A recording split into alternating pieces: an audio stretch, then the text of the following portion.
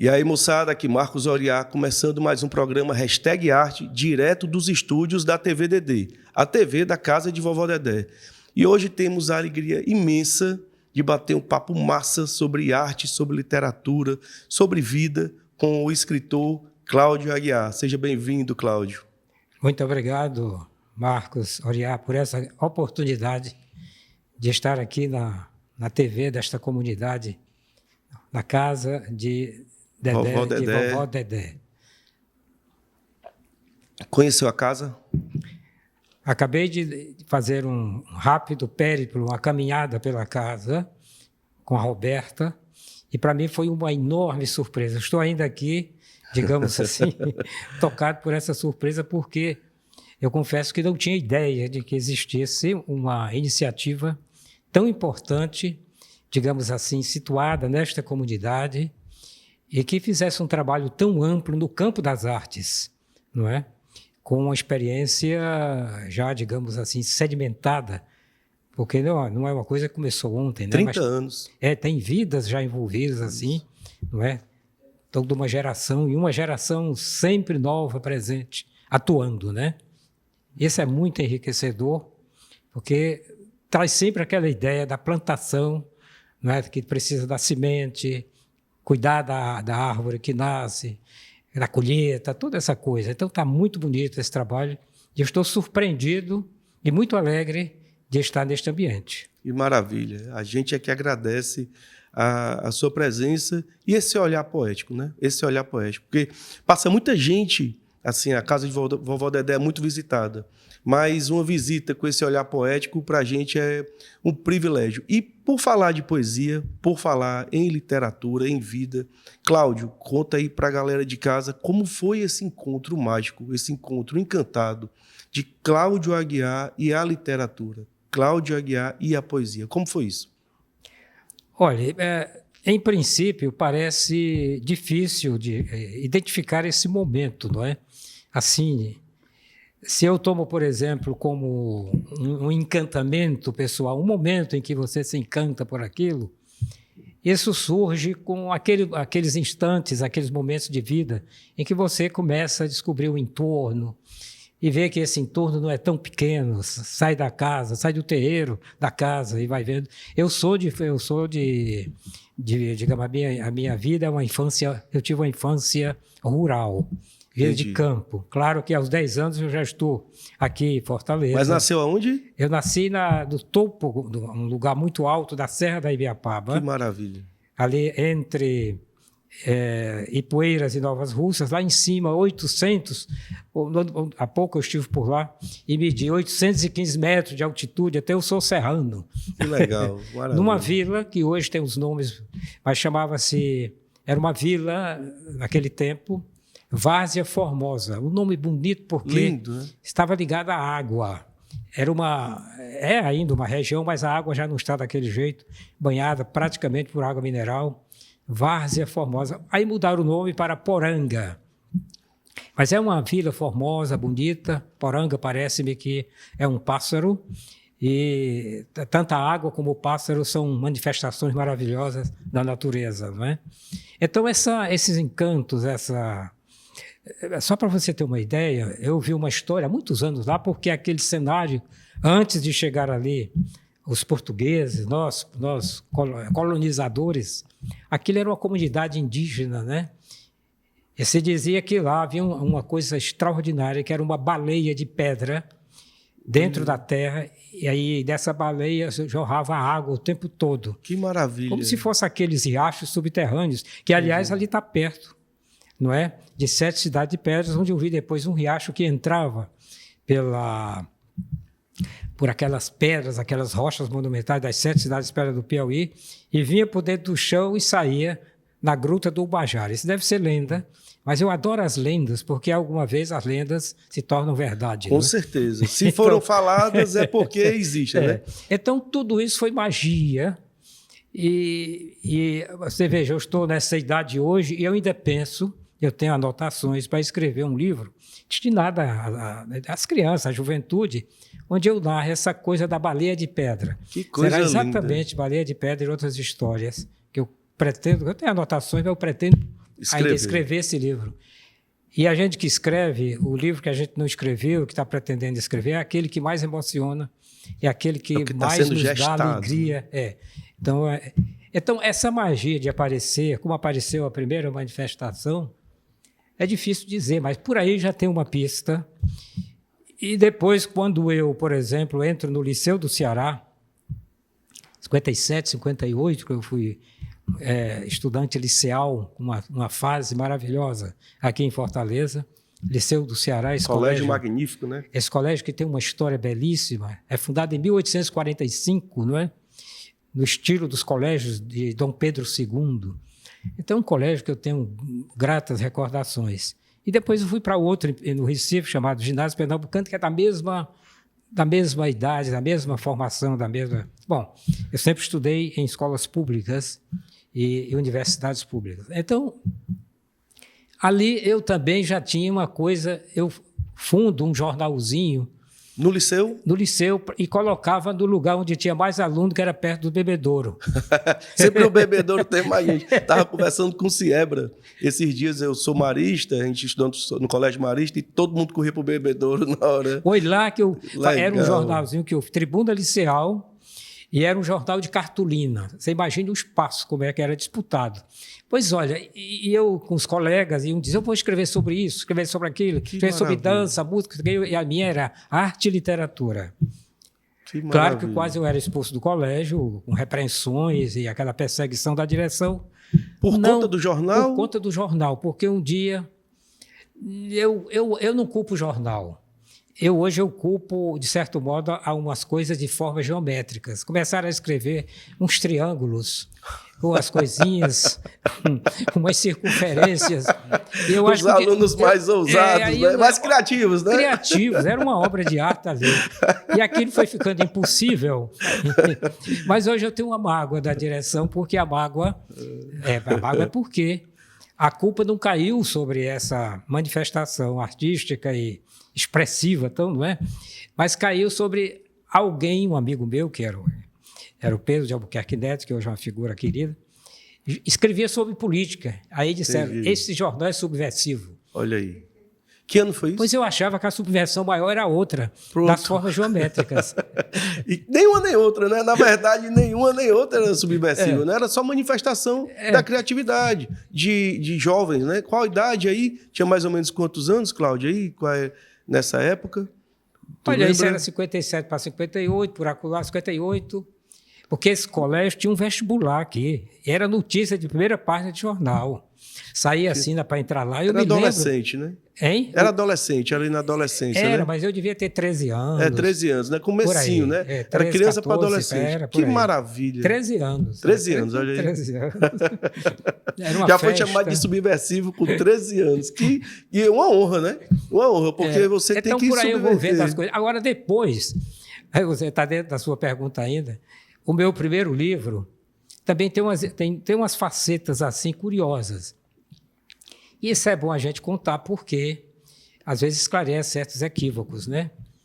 Eu, quando eu já estava em Pernambuco, porque eu fui muito cedo sair daqui, eu saí com 16 anos, saí numa viagem, que depois a gente pode falar sobre isso, eu creio que... Eu sei que eu parei em Pernambuco, eu fiz vida em Pernambuco. E lá eu comecei a escrever também a partir de 1965.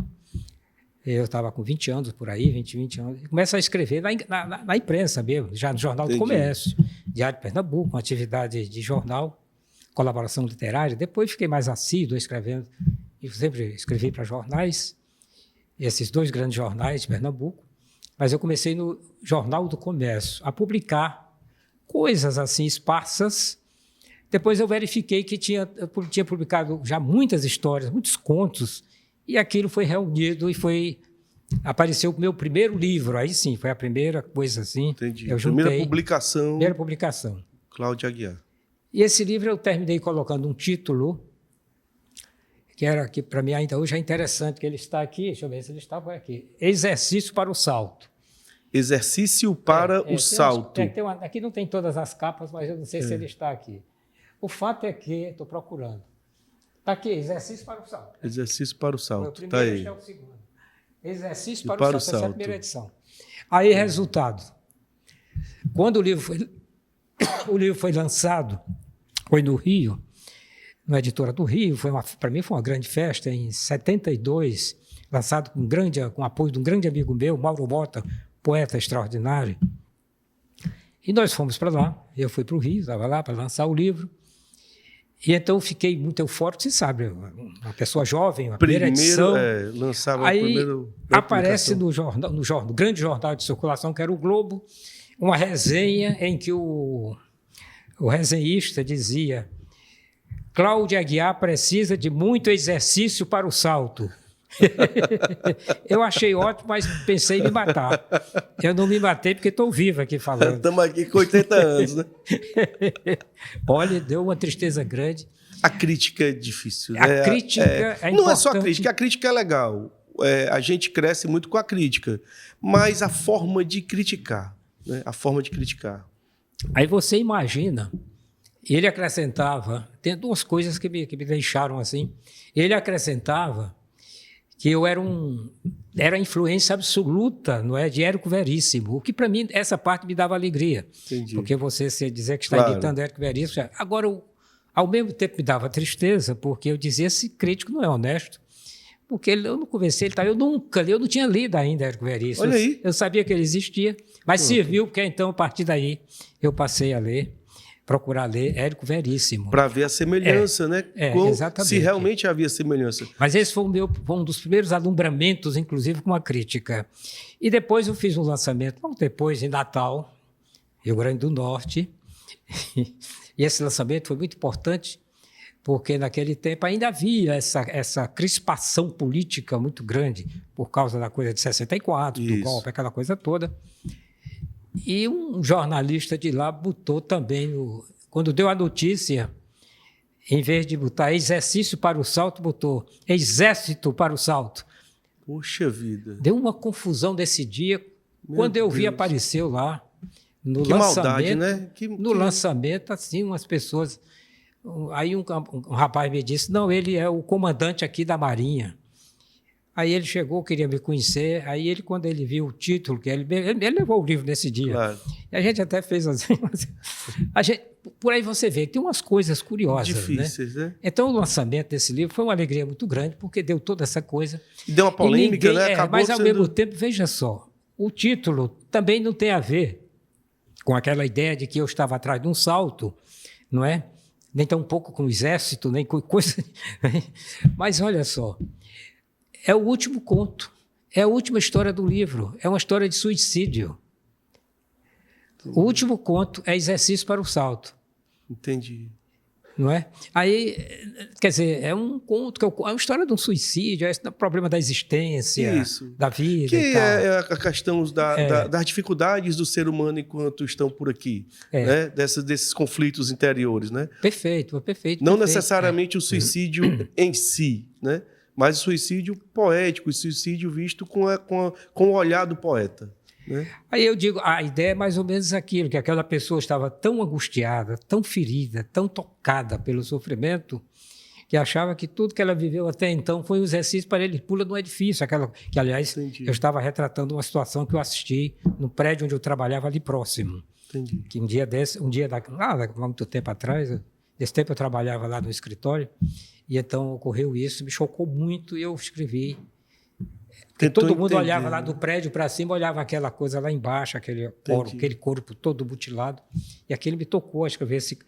Então deu tudo isso. Então meu livro são vários contos, se passa quase tudo na cidade de Olinda, que aliás é onde eu moro atualmente. Para onde se mudou do Ceará?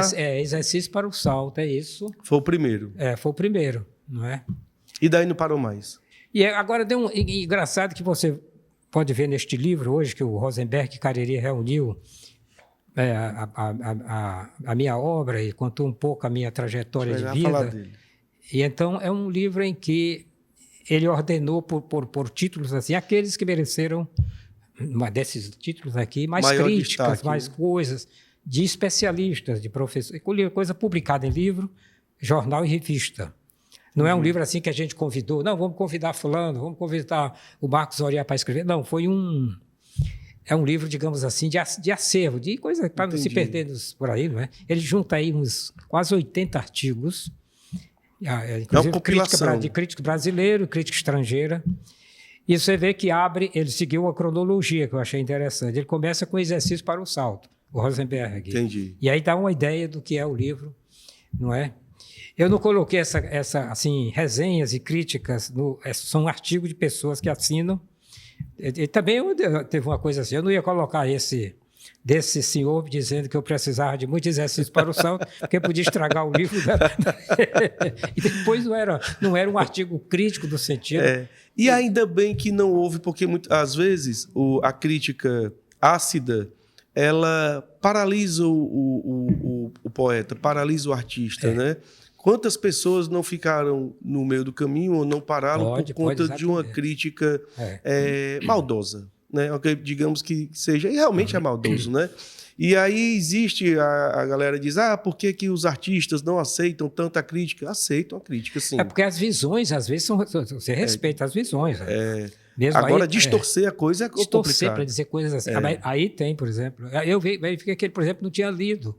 Eu achava que eu estava botando esse livro. Mas, por exemplo, aí tem uma que é de posição. O camarada marcou posição no meu Caldeirão, que é um romance, a minha estreia com o romance, é um romance histórico que eu parti de um acontecimento histórico cearense, porque na minha bibliografia aparecem muitos títulos cearenses, né? Tem uns 7 ou 8.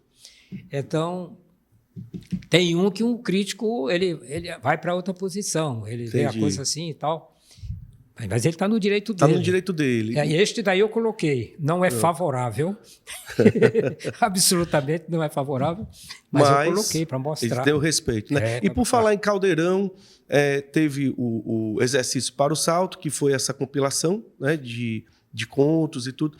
E como foi esse interesse? Porque o Caldeirão, ele fala sobre a história que se passou no Crato, né?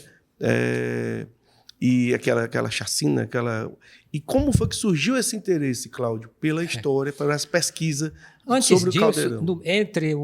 Entre o Exercício para o Salto e o Caldeirão, eu publiquei mais 2 livros. Publiquei este aqui, que é A Flor Destruída, que é a minha estreia no teatro. Foi a minha estreia do teatro. Logo a seguir, depois do...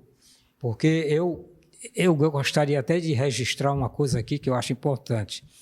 Eu me interessei muito pelo teatro, ainda quando eu vivia aqui naquela época do Liceu do Ceará. Entendi. Aquela fase de adolescente, quando eu tive a oportunidade de participar de uma peça teatral no Teatro José de Alencar, que tinha aqui um grande senador, que era o B. de Paiva, e o B. de Paiva montava ali, num ano daqueles, talvez, eu não sei, mas 68, 69 ou 50, 58, 59, montava um alto de Natal, que sempre encerrava a produção do Teatro José de Alencar com esta peça. E o B. de Paiva ainda era jovem, era muito mais jovem. Eu, adolescente, foi a minha primeira vez que eu entrei no palco, não é? Para participar desse alto.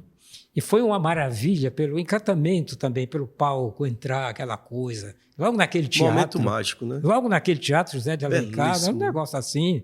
Extraordinário. É uma coisa. Eu já me interessava, porque naquele tempo todo mundo queria ir para o Diogo, para o São Luís, não sei o quê, ver filme de cowboy, mas eu estava já indo para o teatro e vendo essa coisa que eu achava extraordinária. E participo dessa montagem. Então, o B. de Paiva foi responsável por esse meu interesse grande pelo teatro. E logo em seguida, quando eu estou no Recife, eu escrevo essa peça, que é publicada. Essa peça é publicada, inclusive, por iniciativa do Ariano Suassuna, o grande dramaturgo, que então era o secretário de Cultura, e publica essa peça, essa minha peça, que foi Flor também... Destruída. Depois vem um outro, que é Suplício de Frei Caneca, eu estou falando isso para chegar no Caldeirão. Para chegar no Caldeirão.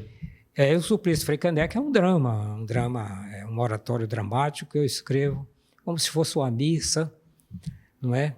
É um oratório dramático em que eu relato os últimos momentos assim da trajetória do Frei Caneca, que foi um frade revolucionário, um frade que participou de 2 revoluções importantes, que foram a Revolução de 1817 e 1824, 7 anos depois, chamado Confederação do Equador, ambas republicanas, mas taxadas de separatistas porque as forças imperiais queriam divulgar assim. Ainda tem muita gente hoje pensando que a motivação era separatista, mas essas pessoas estão iludidas. Na verdade, Entendi. os processos revolucionários, aqueles movimentos visavam a instaurar no Brasil a república, que foram deste período, foram instalados. Em 17 durou 3 meses. Entendi. Depois foi derrotada. Em 24 vai de junho a dezembro. Também dura mais um pouco. E se acaba exatamente aqui no Ceará, no Vale do Cariri, quando a tropa que fugia do Recife é cercada e ali se acaba a Confederação do Equador. Então ali já tinha olhado o autor. Então, exatamente. Eu escrevo, né? O Suplício de Frei Caneca, pelo título você já vê que é o drama dele, do fuzilamento, do arcabuzamento, né? Porque naquele tempo não era propriamente uma espingarda, nem era fuzil, nem era uma espingarda dessas que conhecemos, era uma espécie de arcabuz, um termo assim, eu digo na construção das armas, né? Entendi. Ele foi arcabuzado, porque a condenação foi a enforcamento, era enforcamento. E aparece uma história que eu acho maravilhosa, que eu boto lá, que é a pena foi enforcamento. E eles tiravam, lá não tinha carrasco, eles tiravam os presos que eram, se fizesse esse tipo de atividade, como hoje tem uma atividade, se a pessoa é presa, pratica certas coisas, aí diminui abranda, a pena, né? E tal. Então, se o cara ia ser carrasco, matava um outro lá. Bom, então, esse carrasco se recusa a enforcar Frei Caneca. Olha aí. E traz uma justificativa plausível do ponto de vista dele, não é? Que eu achei assim uma coisa, parece um negócio mágico. Ele disse, não, eu não vou executar, se recusa. E eles estão lá esperando, está lá o Frei Caneca com a corda no pescoço esperando o homem. Ele se recusa, lá em 5 Pontas, no Recife, na Fortaleza, 5 Pontas, que ainda está lá, se recusa a fazer. E quando pergunta por que ele não quer, ele diz, não, é porque o Frei Caneca vivia no convento de Nossa Senhora do Carmo, certo. Lá próximo. Ele diz, Nossa Senhora do Carmo, me apareceu. Eu disse, não faça isso. Olha aí. Então não podia de jeito nenhum, né? Ele foi Nossa Senhora que mandou. Se valeu de uma parar. Coisa maravilhosa, que é uma coisa maravilhosa, um encantamento, um milagre. E naquele momento, então, o comandante da execução resolve converter a pena em arcabuzamento. Entendi. E ele é fuzilado naquele dia ali. E eu conto essa história. Ou seja, o comandante disse, então não é para enforcar, então vamos fazer de outra forma. Fuzilaio. Difícil, né? E esse fuzilaio, que eu boto no texto várias vezes, remete a um sacrifício, não é? Do crucificai. Entendi. Que nós conhecemos, não é? Quando aquele jovem de 33 anos, não é? Foi crucificado e o tribunal, chancelado pelo público presente, inocenta um criminoso terrível, um arrombador, não é? Barrabás. Preferiu liberar Barrabás e crucificar Jesus. O mundo parece que... Por isso que eu toda vez que eu oro muito, falo em Deus, meu Deus, eu estou pedindo para ele não voltar, porque se ele voltar, não vai ter uma ser decepção muito grande. Vai ser difícil, viu? Esse rapaz voltar. Verdade. Não é?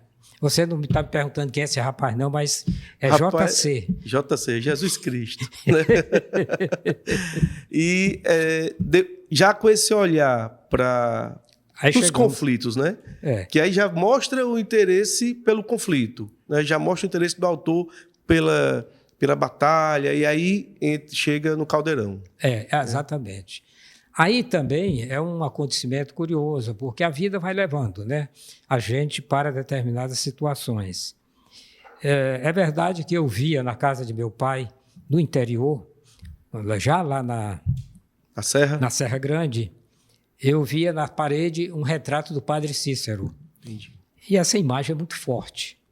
Já via naquela coisa, não só o Padre Cícero, mas o coração de Jesus, Nossa Senhora, essas coisas que nos remetem a esse tipo de coisa. Quando eu estou em Fortaleza, então, aqui, naquele tempo já estudando no liceu, eu tive uma oportunidade de entrar em contato com esse tema, não é? Que foi, já eu estava lendo, então, um ensaio sobre cangaceiros e fanáticos, ainda assim, tinha aparecido um livro de Rui Facó, que foi um grande ensaísta brasileiro, um professor e tal. E ele estava vivo, então, naquele tempo. Era um ensaio muito bonito. E lá tem um capítulo, né, curioso, chamado Caldeirão, um saldo positivo. Um saldo positivo. Um saldo positivo. Poxa. Uma perspectiva. Ele fala de muitos movimentos sociais envolvendo esse conflito entre cangaceiros e fanáticos. E ele tem uma tese, a tese dele, eu também comparto dessa ideia do Rui Facó, é a seguinte: é que estes conflitos que dão origem a essas bandas, a esses bandos, né?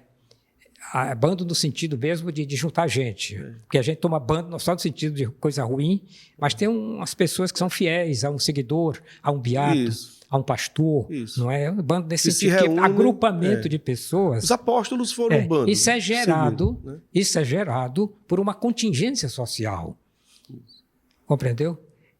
Às vezes, indiretamente. Às vezes, o camarada participa daquilo porque é uma ordem social injusta que vai levando umas pessoas para aquele negócio. Para aquele negócio. Compreendeu? Aconteceu com Jesus, né? Mais tarde eu escrevi um romance chamado Dos Meninos, que eu estava agora lá no Crater e um rapaz me chamou, olha o negócio dos meninos e tal, que é esse daqui, Lampião e os Meninos. Lampião e os Meninos. Então isso foi a partir de uma ideia de um senhor na Paraíba que eu conheci, que ele depois foi até desembargador. O pai dele era muito brabo, muito violento, e ele vivia, qualquer coisa era uma surra daquela de... Entendi. Não só de cortar o couro do menino, mas de cortar coração. Porque a PISA é um negócio, essa forma de educar absurda, muito discutível. Ainda bem que não tem mais. E sabe o que aconteceu? Ele chamava-se, eu não vou dizer o nome dele, mas Então ele fugiu de casa, ele tinha 15 anos, fugiu de casa. De tanto apanhar. Mas disse a alguém, ele saiu porque soube que Lampião estava por perto. Eu acho que foi naquele tempo que Lampião passou aqui pelo Ceará, ele fugiu em busca do bando. Entendi. Foi se juntar ao bando. Foi difícil, porque quando ele voltou, continuou levando surras. Foi encontrado. Então eu fiquei com aquilo, mas um dia eu escrevo essa história para mostrar exatamente o encontro, voltando à história do livro do Rui Facó, o problema do encontro, da indulcência do pecado, né? Desses meninos inocentes que um dia se encontram com um bando de Lampião. Por isso que eu boto Lampião e os meninos e faço uma novela. Então, na vida social, impôs ao próprio Lampião essa injustiça. Lampião, quando tinha 18 anos, viu uns crimes terríveis acontecendo com a família, assassinato do pai, a família dele lá e tal, uma briga. Então, a nossa sociedade, sobretudo a rural brasileira, foi uma sociedade muito injusta e que, ao longo desses séculos, tem proporcionado o surgimento de movimentos, digamos, insurgentes. Devido àquela condição social. Eu citaria aqui alguns assim, para ficar de acordo com a história, assim, para citar.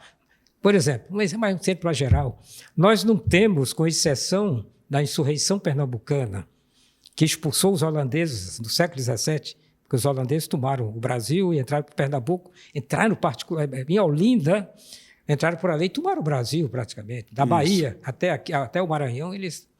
Não é?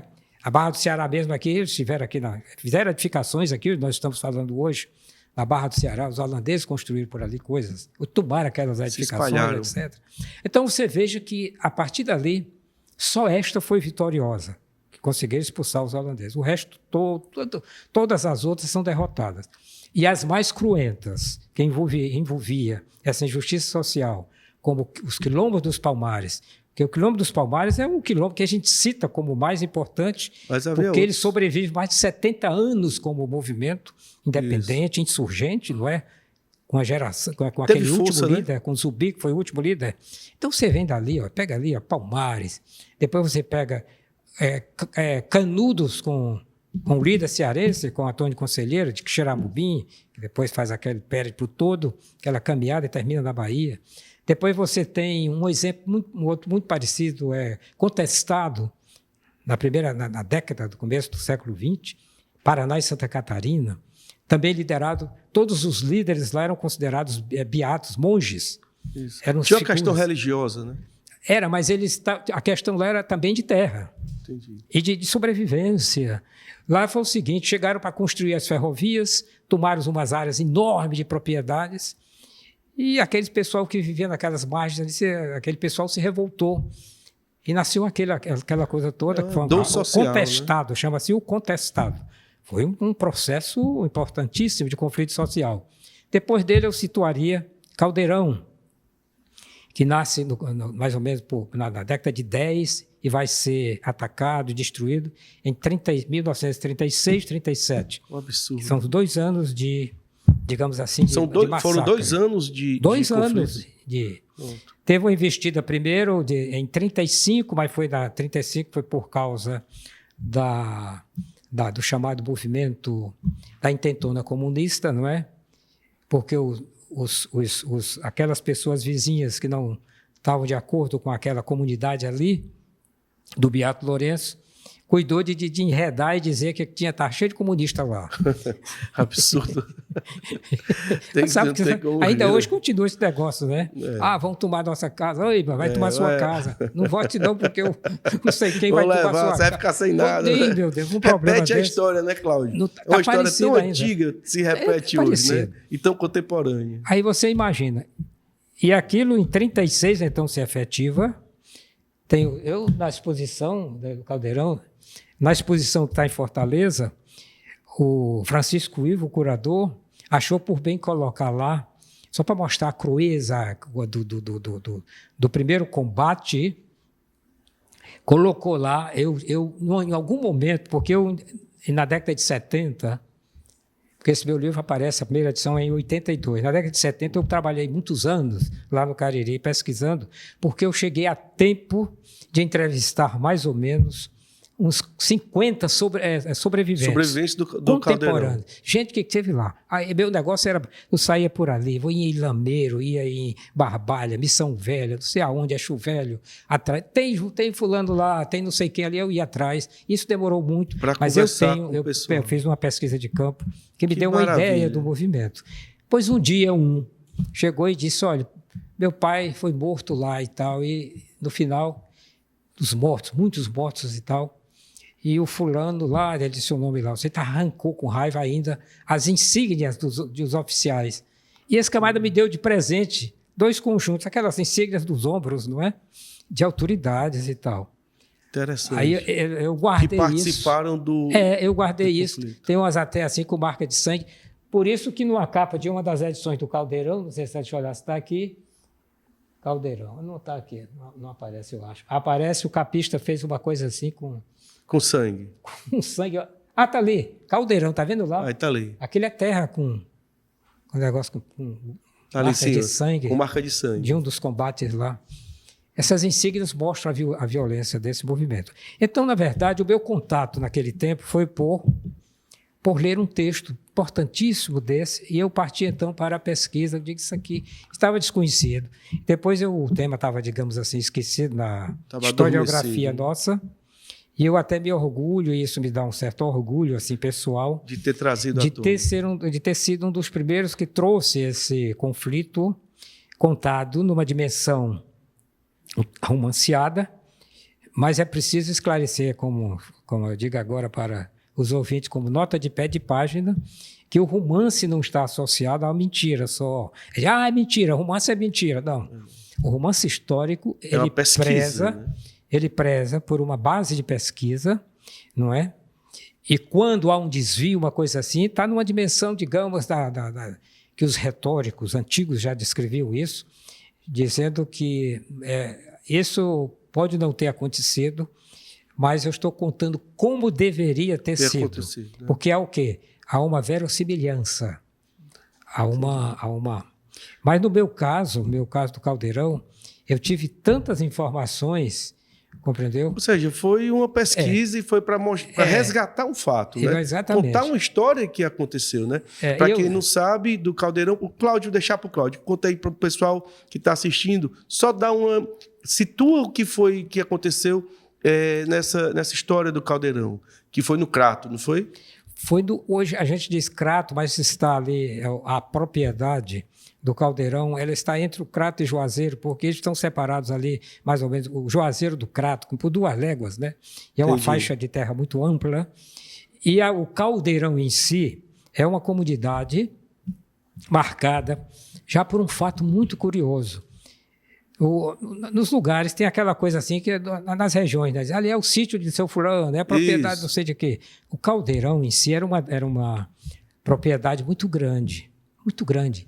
Era uma sesmaria. Sesmaria era uma faixa ampla de terra que o rei de Portugal dava aos senhores, não é? Que vinham para cá e tal. Então, todo mundo conseguia com o rei. Olha, eu tenho do rio tal, ao rio qual, tal. A sesmaria de fulano de tal. Aí se situava lá, fazia uma marcação, sobretudo ele plantava plantas espinhentas, não é, nas cercas, de preferência plantas espinhentas para impedir a passagem. Aí era aquela terra era dele, aquele negócio todo. Então o Caldeirão era a gente chama sesmaria, chamamos data de terra. Essa data de terra era muito ampla. Então o que foi que houve ali? Essa comunidade já existia desde o século XVIII, 1700 e pouco, porque ela passou a se chamar Caldeirão dos Jesuítas. Entendi. Porque quando um senhor muito forte lá em Portugal, do reino de Portugal, chamado Marquês de Pombal, esse homem foi muito importante, resolveu expulsar os jesuítas de todas a igreja, aquela coisa assim, lá para lá, em Crato, na época existiam 2 jesuítas que ficaram assustados e foram para lá, para a comunidade, e ficaram escondidos lá. Entendi. E essa tradição ficou até agora, porque quando o padre Cícero permite, na década de 20, que o Beato Lourenço fosse para lá, porque a terra era muito ampla, essa terra tinha sido doada ao padre Cícero pelos proprietários. Naquele tempo, o padre Cícero recebia propriedades inteiras, doado para ele.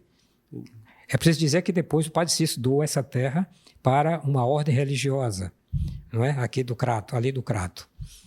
Pois então bem, os jesuítas vieram para o Caldeirão. Ele doa para os salesianos. Entendi. Mas na época era do padre Cícero. Aí o padre Cícero todo dia recebia uma quantidade enorme de gente que vinha, como hoje continua ainda, não é? Isso. Agora vem uma festa muito grande. Chegava e pedia, gente pobre, gente expulsa de terra, gente que não tinha trabalho e tudo. Aí dizia, olha, todo mundo que se chama José, procura, vai para o Caldeirão, não sei o quê. Aí todo mundo ia para lá, não sei o quê, aquela coisa. E então foi enchendo, foi crescendo e virou realmente uma comunidade. O Beato Lourenço, que era uma pessoa era um líder nato. Ele, então, era um paraibano. Antes ele ficou ali situado na casa do padre Cícero, trabalhando com a Beata Mocinha. Um jovem atuando na casa, não é? E ele foi tão assim, era tão jeitoso, que um dia o padre Cícero disse, ô José, vá tomar conta lá. Porque aí o padre mandava para lá essas pessoas que chegavam pedindo apoio. E aí pediu para ele tomar conta lá no Caldeirão. Então, indiretamente, essa comunidade foi formada por padre Cícero. Entendi. Só que mais na frente, na hora que designou o Zé Lourenço para ficar lá. Exatamente. Tomando conta. Só que na hora de doar aquela propriedade, ele não doou à comunidade, ele doou aos salesianos. E há umas versões de que esta interferência de proprietário provocou ou ampliou, ou facilitou o conflito. Entendi. Para a desocupação, porque era muita gente. É questão de terra, né? Casas e tal. Neste livro aí, na parte do Caldeirão, tem um artista, aliás, um artista de Olinda, ele fez uma reprodução, e mais ou menos por descrição assim, um mapa, digamos assim. Não é um mapa com aqueles de escala mas de arquiteto, mas é um mapa em que mostra que era a comunidade, ruas inteiras, né? Que interessante. Era uma comunidade, falam assim, falam de 5 mil, 8 mil, 10 mil pessoas, uma comunidade grande, era uma coisa impressionante. Casa grande. E, curiosamente, o Beato, ao longo do tempo, quando constrói a capela, é a única coisa que está ainda de pé lá. Entendi. Então, a capela é uma capela dedicada a Santo Inácio de Loyola, porque é o protetor, é o patrono dos jesuítas, né? Porque lá viveram esses 2 padres escondidos com medo das perseguições do Marquês de Pombal. Então, Caldeirão nasce indiretamente pelas mãos, digamos, do padre Cícero, sob a liderança do Beato Lourenço, que era um homem muito hábil, e transforma aquela comunidade num centro de produção agrícola, mas não só agrícola, de criação de animais, aves de todo tipo, não é? e produtos, constrói um engenho onde faz mel, rapaduras, aquela coisa. Você sabe como é essa vida, né? É uma história muito bonita e que termina num processo de destruição logo depois de 35, em 36, que é a primeira investida. Uma chacina, né? Uma coisa absurda. Né? É uma coisa... E depois, em 37, foi mais cruento. Por quê? Porque no primeiro combate morreram muitos militares, desses que eu falei, das insígnias. Entendi. Não é? Que era da Força Militar do Ceará, porque depois veio um reforço mesmo... Nacional. De exército e tudo. Veio até avião, não foi? Foi, porque deixa eu ver se eu me lembro aqui do nome do... O ministro da guerra era o general Dutra, era o ministro... Isso foi na época da ditadura. Isso. O Estado Novo, a ditadura de Vargas é de 1930 a 1945, mas em 1937 ele dá um golpe dentro da própria ditadura para dar um freio de arrumação do país. É o chamado Estado Novo, em que desaparecem todas as garantias individuais, essa coisa aqui, que ainda eram assegurados pela Constituição dele. Isso em 1937? Em 1937. Então, Dutra era o ministro da guerra e autoriza que da base aqui de Fortaleza voe um avião, isso já no momento já da maior repressão. Entendi. Um avião desses teco-teco com alguém com metralhadora metralhando e jogando bombas incendiárias aonde? Porque quando houve esse massacre primeiro, de 36, que morreram aqui, que a Força Pública foi praticamente chacinada com... A Força Pública tinha até metralhadora e os camponeses tinham só cacete, enxadas, machados, enxada, aquela coisa toda. Alguém, talvez, com alguma espingarda daquela de encher pela boca. Mas os lavradores conseguiram combater e vencer. Mas pelo número, eram mais ou menos 30, 40 soldados e foi emboscado lá pelos camponeses, digamos, tem uma cena aí deles. Então, muita gente... Então, tem um momento bonito da arte, e nós estamos aqui falando, você é um artista plástico, nós estamos falando disso também, que eu acho importante. Neste grande conflito, que chama-se o conflito de Mata dos Cavalos, as autoridades do Crato, porque naquele tempo não tinha WhatsApp, nessas coisas de hoje e tal, aí mandam um telegrama para o Mossi, e chega lá em Fortaleza descrevendo a chacina. Entendi. O jornal, acho que foi o Estado, acho que era o Estado. Tinha o Estado, tinha a Tribuna do Ceará, o Estado, acho que foi o Estado. Publica na primeira página, não é? Eles tinham lá um artista plástico, ilustrador. Aí deu para o artista, fulano, chamava-se Diniz. Tem aí, acho que Diniz. Rubens Diniz. Rubens, olha o telegrama e retrata isso aqui, ele com crayon. Rapaz, está aí. Olha, é lá no Caldeirão. Enquanto eu vou falando aqui. Então, a reprodução foi muito bonita. Bonita no sentido da fidelidade, da expressividade desse drama, dessa coisa trágica, né? É logo no começo, logo por aí, não, mais na frente, mais para frente. Então, esse é um momento, porque é uma das coisas importantes que eu acho da coisa da manifestação artística. Retratando o que tinha havido, né? E a partir de um telegrama. A partir de um telegrama. A arte retrata muito essa questão da sociedade, do que está havendo, né? E fica o registro, apesar de ter sido para um jornal, né? E o artista colocou o que ele entendeu ali a partir do telegrama, né? Fica o registro, a fotografia do local da época. Aí é o mapa, né? Que é o mapa, e aqui está o quadro que eu falo. Deixa eu mostrar aqui. Foi retratado por pelo telegrama, eu acho que é Rubens Diniz. Espetáculo, né? Espetáculo. E eles arrancaram. Então, como esses militares ficaram mortos, alguém arrancou as insígnias e hoje eu guardei como relíquia. Ficou contigo. No sentido, hein? Tá contigo. Eu vi lá na Arte Ivo. O registro assim, histórico. Com marcas de sangue ainda. O cara arrancou assim para mostrar já que pertenceu como se fosse a um soldado como se fosse um butim, que morreu aqui no conflito do Caldeirão. Uma maravilha. Cláudio, Eu queria mostrar aqui algumas capas de livros. São quantas obras já publicadas?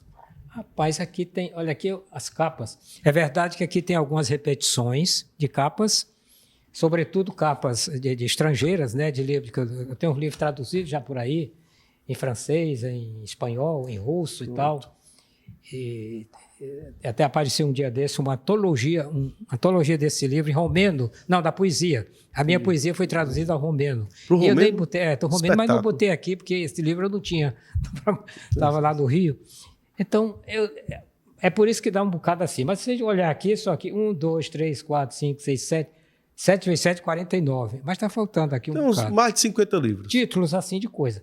Agora, é verdade, de coisas que eu digo de capas, coisas não, desculpa, capas. Alguns têm reedições, não é?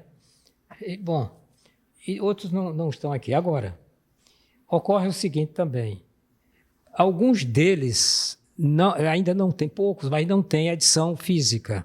Entendi. Estão em e-book, quando eu digo estão em e-book, mas estão também com... Você pode pedir essas plataformas que vendem livro pela internet. Uns estão em e-book, estão também físicos, você pode comprar fisicamente, não é? Então, na verdade, é isso aqui, mas eu acho que já passa de 50 livros. Mais de 50 livros. Aqui é uma capa do Vídeo de Arte, já chamando para esse lançamento. O lançamento é Cláudio Aguiar, Vida e Obra Literária, do Rosenberg Cariri. É uma compilação de artigos, né, publicados em livros, trajetória do Cláudio. Em livros, revistas e jornais por críticos brasileiros e estrangeiros. Prêmios nacionais e internacionais, Cláudio. Lembra quantos são? São muitos, né? São muitos. Eu tenho um bocado assim, esses prêmios Jabuti. Assim, mas o mais assim, eu com os prêmios que eu gosto de destacar, sempre as coisas assim, não é, da vida da gente, porque expressam, por exemplo, Caldeirão, que a gente acabou de falar. Com Caldeirão eu tive a sorte foi publicado, por exemplo, na época, a maior editora do país, que era a José Olímpia Editora. Ele aparece na primeira edição porque eu ganhei o prêmio, que era um prêmio nacional, com mais de 300 participações, e é um prêmio nacional em que homenageava o grande editor, José Olímpio Pereira, que era o dono da José Olímpio. Ele tinha, naquela época, ele estava fazendo 50 anos de vida editorial. Entendi. E eu ganhei o prêmio, que foi um dinheiro. O valor claro, em dinheiro, que sempre mas é bom, né? Isso não importa tanto, porque, afinal de contas, nós estamos escrevendo com o objetivo de ser lido, né? E não de ganhar dinheiro. Claro. Mas sempre é bom. Não, sempre é bom porque nós temos que comprar o feijão, claro, o pão, tem que pagar os boletos. Eu sempre digo que o artista precisa viver da arte, pagar, né? A conta de luz, essas coisas. Isso. Aí, resultado.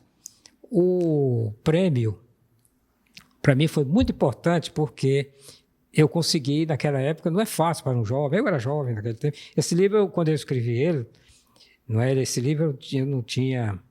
Minha mulher sempre lembra, você não tinha 30 anos e tal. É muito jovem. Era um camarada assim que eu comecei. Bom, aí resultado, eu ganhei essa oportunidade da minha estreia no romance, sendo uma grande editora e tal. Bom, depois, no ano seguinte, ele ganha um prêmio também, que na época era um prêmio mais assim. Antes de mim, ganhou o Ariano com a Pedra do Reino. Aí eu ganhei no ano seguinte chamava-se Prêmio Nacional de Literatura, dado pelo MEC, Ministério da Educação e Cultura, e o Instituto Nacional do Livro. Isso com o Caldeirão? Com o Caldeirão. Com o Caldeirão, né? O danado foi que nessa época eu já estava estudando na Espanha, eu já estava lá fazendo doutorado com minha mulher na Universidade de Salamanca. Doutorado em Direito? Eu fiz em Direito, porque eu sou advogado. Formado em Direito. Sou formado pela Faculdade de Direito do Recife e doutor em Direito pela Universidade de Salamanca, na Espanha. E minha mulher em Filosofia da Educação, não é? Então, aí aquele prêmio foi importante, mas eu nem pude participar, porque eu estava lá, passei 4 anos lá. Participar que eu digo, naquele tempo não tinha, porque hoje fosse assim, a gente falava, mas não, ficou aquela coisa, não é? Mas esse prêmio foi importante. Mais tarde, com a tradução, aí eu adoro essa capa, com a tradução dos meninos, Lampião dos Meninos, para o espanhol, eu ganhei também um prêmio importante na Espanha, que foi um prêmio de narrativa Miguel de Unamuno. Eu acho que 2012, não foi? 2012.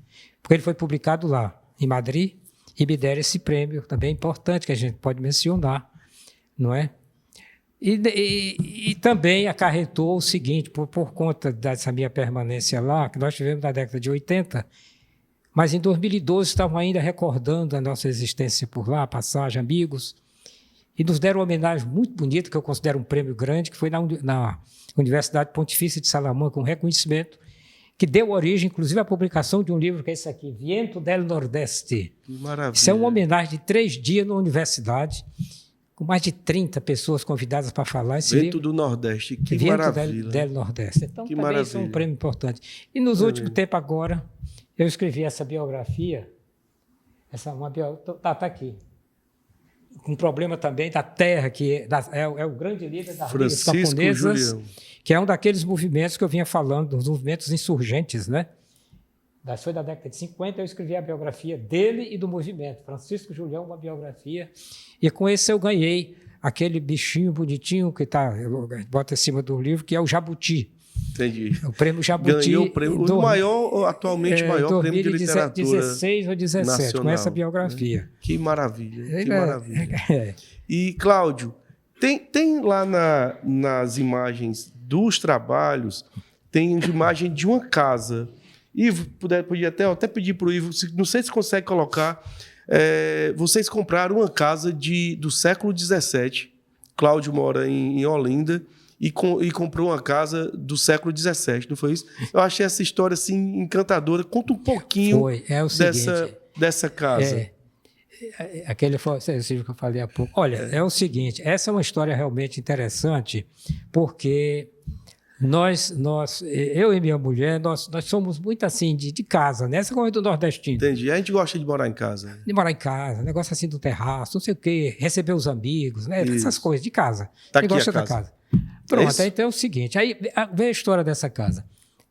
Esta é uma rua das ruas mais antigas de Olinda, e essa casa esse lado de casa está situada, tem um pátio, é o Mosteiro de São Bento. Certo. O Mosteiro de São Bento é uma referência que dá nome da rua. Ela é a primeira casa da rua, está na frente do pátio do mosteiro. E na outra rua de cá, assim, eu já tinha comprei uma casa, uma casa dessas normais também, Entendi. onde hoje está minha filha, mas eu queria. Sabe que com o tempo fui juntando coisas, eu tirei as coisas lá para deixar a casa para minha filha desocupada. E eu digo, vou botar as coisas aqui. Olha aqui. Essa casa tem uns 600 metros quadrados, o terreno corre por acolá, tem quase 1.000 metros. Imagina isso no centro de Olinda. Que coisa linda. Dá a impressão que às vezes é um latifúndio, né? 1.000 metros de terreno. Mas é bem grande. Linda. Aí, resultado. Eu comprei essa casa porque essa casa tem um fascínio nela.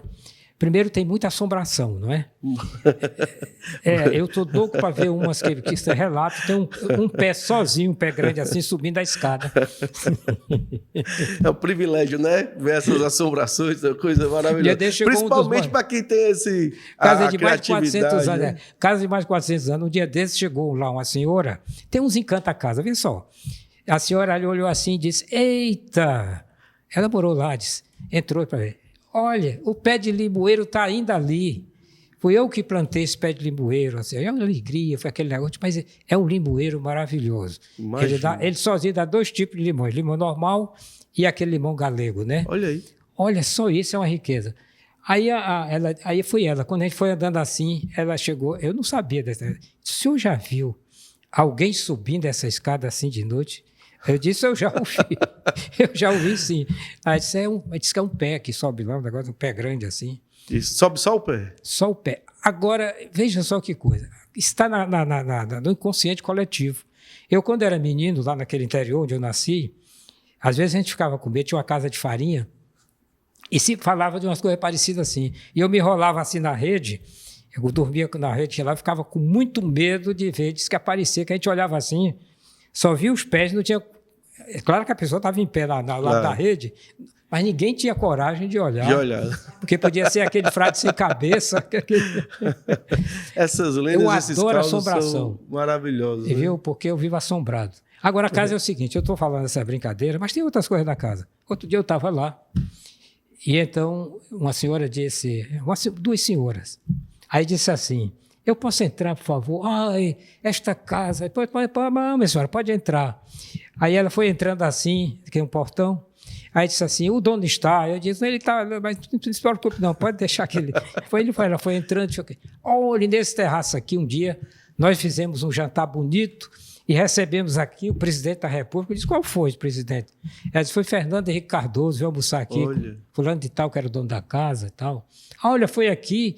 Aí disse até que o jantar que demorou demais e tal, aquele negócio. Aí eu disse para ela, mas senhora, é muito interessante essa história, porque eu já soube que em novembro de 1859, passou um rapaz aqui, ele tinha 34 anos, era muito importante. Esteve ali no Palácio dos Governadores, quis conhecer aqui o Mosteiro de São Bento, porque o filho dele, compreendeu, foi quem fundou aí o primeiro curso de Direito aqui nesse mosteiro e outro em São Paulo, em agosto de 1827. E ele veio aqui, ele disse, quem era esse filho dele?